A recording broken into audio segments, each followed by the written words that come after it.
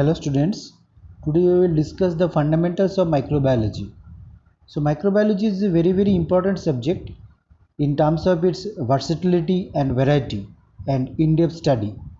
Okay, so we all know that microbes are the master of their adaptation. They can withstand a varieties of environment and they can live in everywhere. So they are known as ubiquitous. Okay, so let us delve into some details of the microbial world. First of all, we will discuss about mainly classification of microbes, microbial nomenclature, which is very important, the growth pattern of the microbes, the microbial death pattern, and the spore formation. Basically, it is one kind of defense mechanism of the microbial microbes, basically, to save themselves from the hostile environment and other difficulties, and they can sustain for a longer time in a very uncooperative environment. Okay, next. As we know, in the biological classification system, it has been discussed in the earlier chapter. There are many systems are there, but we are now following the five kingdom system to specify the microorganisms, starting from their species, genus, family, then class, then order, and finally the kingdom. And if we look at any bacteria, then we can apply this thing to all of this, right? Okay, next. Now, the differentiation between organisms is based upon mainly 4 points: their cellular structure or morphology, like that. Some are spherical, some are rod shaped, some are spiral, like this. Then regarding the metabolism, the biochemistry of various life processes involved within the cell, then the method of or the mode of reproduction, and the presence of the genetic material, that is DNA or RNA, or their arrangement. Next. Now, the scientist Graham Stein, he first developed a method to differentiate different types of bacteria in terms of the staining method.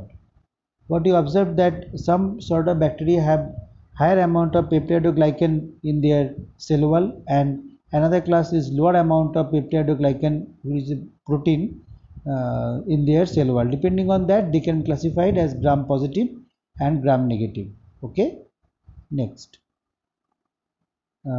So this has been already, I told you that it has been discovered in 1884, and mainly for bacteria it is there, and it is based upon the differential stain means one kind of coloring agent which generates some color during the slight preparation of some particular group of bacteria. Some are having color, so they are gram positive, some are not having color, gram negative. Next. As already told, microbial nomenclature is a very important, like other biological nomenclature system, and we are mentioning the genus and species, and this system is devised by Linnaeus, who is also known as the father of the classification. Genus name can be abbreviated, species name should not be. Like Campylobacter jejuni can be abbreviated to C. jejuni, like Escherichia coli can be written as E. coli, like that. Okay, next. Microbial growth is a very important factor, and many of our food items spoils in summertime due to the microbial growth. And the microbes grow whenever they get their important nutrients, whenever they get their proper media, and their growth pattern has a logical explanation. And if you look at this, mainly depends on the metabolism and reproduction. So next look at the reproduction of the microorganism. Okay, very common type of reproduction system is one is under the class of vegetative reproduction, and one is known as budding, and another known as fission. So in the budding, one part of the biological cell or the bacterial cell divides into small part and then generate the full cell.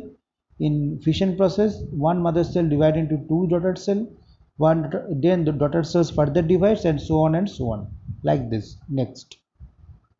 Okay, so growth on slide in the form of colonies can be visible by the naked eye, although microorganisms cannot be visible because they are in the micrometer range, but whenever they form colony in a particular medium, they can be visualized. So some case of microcolonies can be appeared, and the physical appearance of the growth is the turbidity, change in turbidity, that is the lack of transparency, and sometimes the growth of filaments also. Okay, so within a closed system, basically if you think that microbes can grow in both type of system, open system and closed system. Open system nutrients are constantly replenished and population growth will not stop. That means there is a steady flow of the biological body, like biofilms in the pipe work of food factories will have constant access to fresh nutrients, so they can grow. And closed system, they will not do this. Okay, so if you look at the growth pattern, the curve, it is one kind of bell-shaped curve. The So growth phase is starting from lag phase, then comes log phase, then comes stationary phase, and finally the death phase. So log phase means basically the high growth rate of the microorganism due to the presence of high amount of nutrients or resources. Then to some extent the growth is to some extent the growth is being stationary. That means no other further production of the cell materials is there, and after crossing the stationary phase, finally it goes to the death phase. That is the number of the cell death is greater than the number of viable cell or the living cell. So this is the life cycle of bacteria. Next, so if we look at the details of the lag phase, then no growth occurs. As I told you that their cells are adapting to the new environment, that is they take some time. It is comparable to the S phase in the cell cycle, which help the cell to start the process of cell division. So the length of the period varies depending on the culture of the condition, and log phase is depends on the generation time and is basically following the e to the power x curve. Next, as I told you, what is the reason of the stationary phase? Basically, stationary phase generates due to the development of various toxin and other waste material generated from the biological cell, and as they are accumulated in a larger amount, so they decrease the cell viability of the living cell.